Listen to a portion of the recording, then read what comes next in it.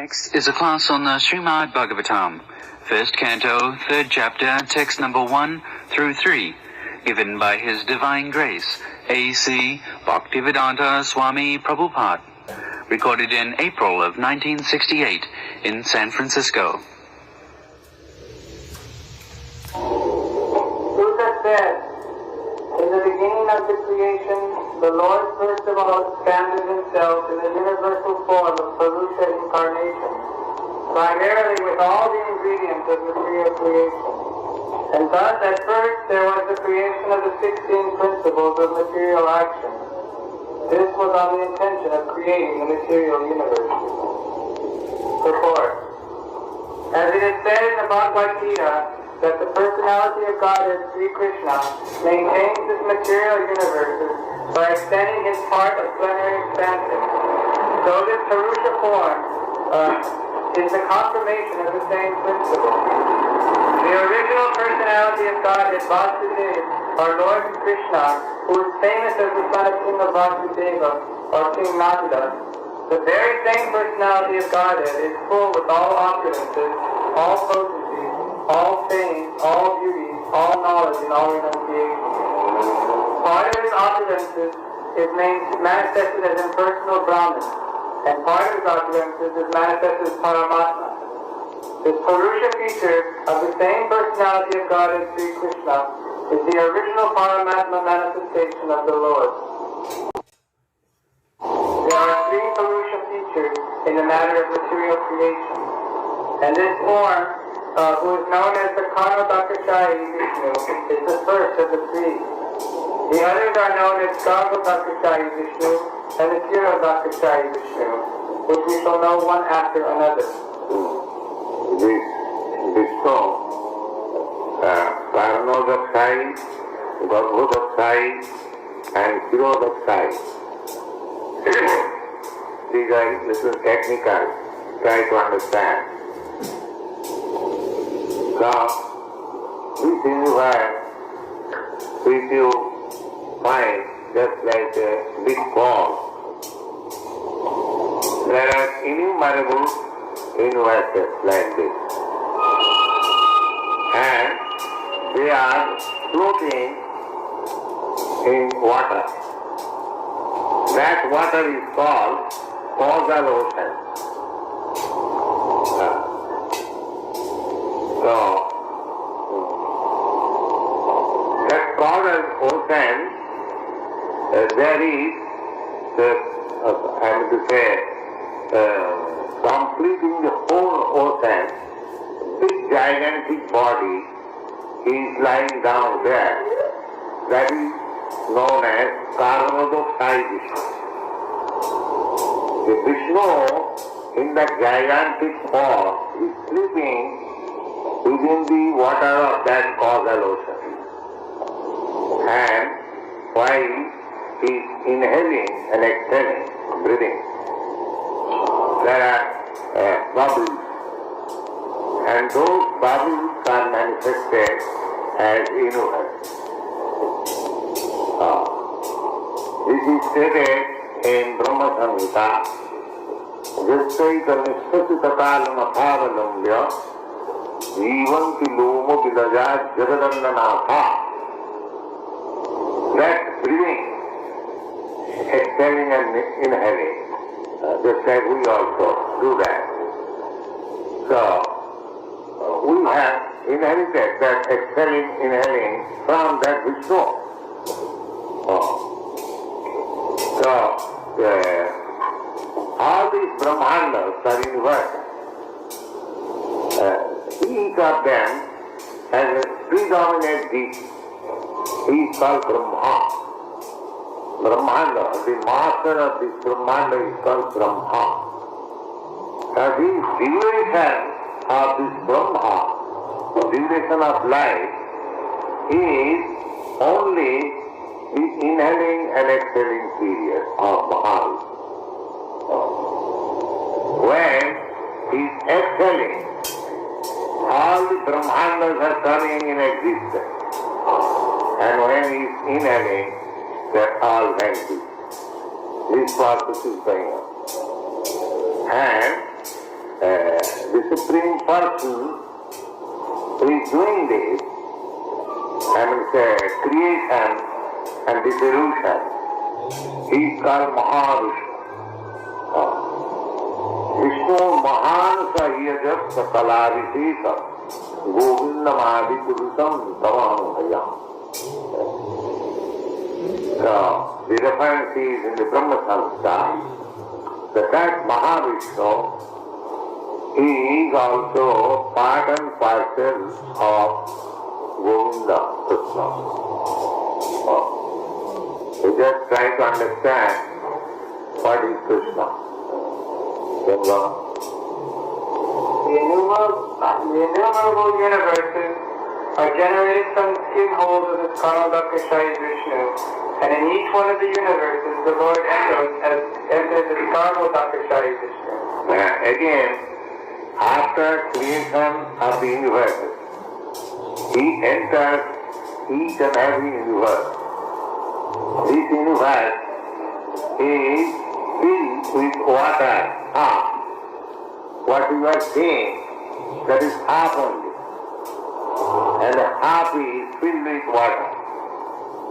In that water, Vishnu again lying, expanding. This is Vishnu's power. He can expand an innumerable identity. That is also confirmed in the Brahma Samhita. Advaita, Achyuta, Anadi, Ananta, Rupam. Ananta means unlimited. And Rupam means form. Is expanding in unlimited number of forms. We are also expansion of these forms. This jiva, the living entity, he is expanding in two ways, Sansa and Vivinnam. Sansa means Vishnu. One expansion is just directly he himself, and another expansion is a separated form. That separated form is we are. We living entities, we are also living now. We are also part and parcel. But we are separated. Therefore, we have got the full potency of God. We have got potencies of God. The six potencies, namely opulence, fame, strength, beauty, knowledge, and renunciation. We have also got this in minute one. Whatever we see here, the richest man in the world, that is only minute particle of the richness of God. Because we are part and parcel, minute part and parcel. Therefore, we have got all the opulences in minute form. Just like gold and a minute particle of gold. Chemically analyze, the small particle of gold has got all the composition as the original big gold. The drop of seawater, chemically the drop of seawater has got all the composition as the big seawater. Similarly, we have got all the qualities of God, but in minute quantity. That is the difference between God and all. Or, in other words, you can study God also by studying yourself. Whatever propensities you have got, that is also there in God. Everything. Otherwise, what harm it comes? Because I am part and parcel. If I have got all these propensities, naturally, in full and without any inability, those things are present in God. Take for example, our love, what we call love, of course, it is perverted reflection of love. Several times I repeated. In this material world, there is nothing like love. It is only everything perverted reflection of love. Just like we have got affection for children, that is there also. But that is without any enabling. Here also, the same man and woman, male and female, there is attraction between one another. Similarly, there is also Radha Krishna. But there is no enabling. That is full and that is perfect. Here it is imperfect due to material contamination. So everything, whatever we have got, Krishna has also got that thing. But in Krishna, it is in perfection. In us, in our conditional state of life, it is imperfect.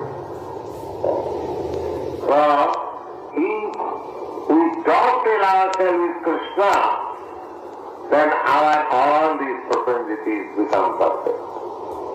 The same example as I have given repeatedly, that a car is running at 20 miles speed, a cyclist catches the car, he also runs in 20 miles speed.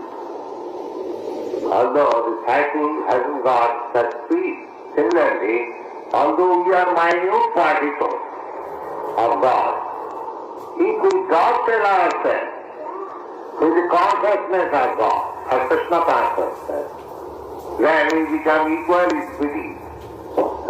This is the technique. In the Bhagavad Gita, this is also mentioned that the material world is created at certain intervals, and then again it is destroyed.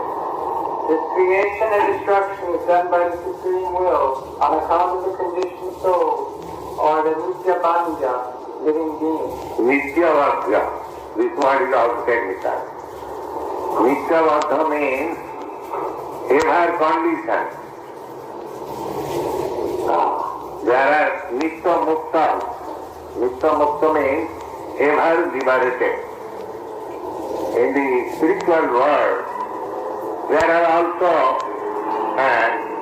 innumerable living entities.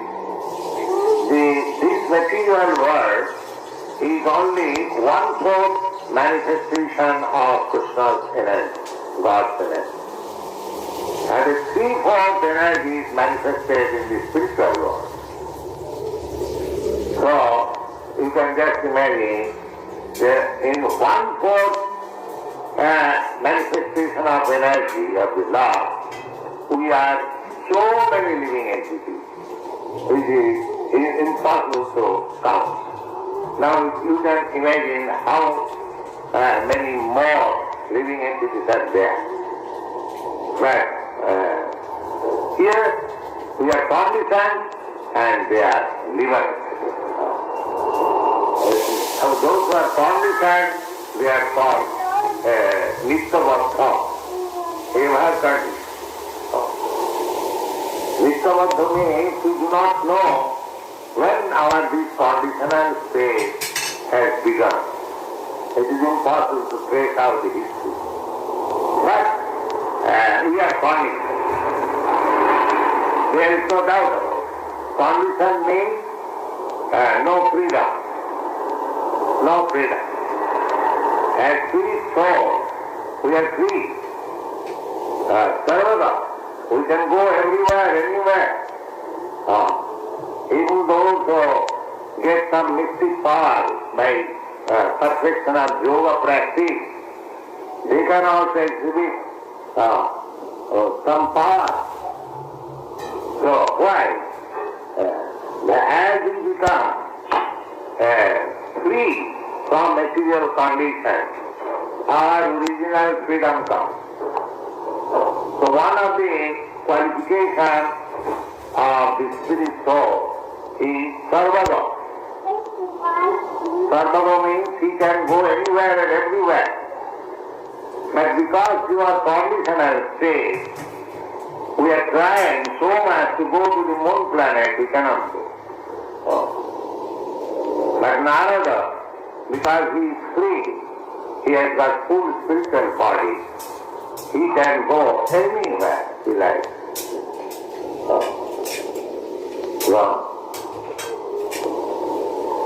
The Nityapadya, the eternally conditioned souls, have the sense of individuality, or ahamkara, which dictates them for sense enjoyment, which they are unable to have constitutionally. The Lord is the only enjoyer, and all others are enjoyed. The living beings are predominated enjoyer, but the eternally conditioned souls, forgetful of this constitutional position, have strong aspiration for enjoying. This chance of enjoying the matter is given to the conditioned souls in the material world, and side by side they are given the chance of understanding the real constitutional position. Those fortunate living entities who catch up the truth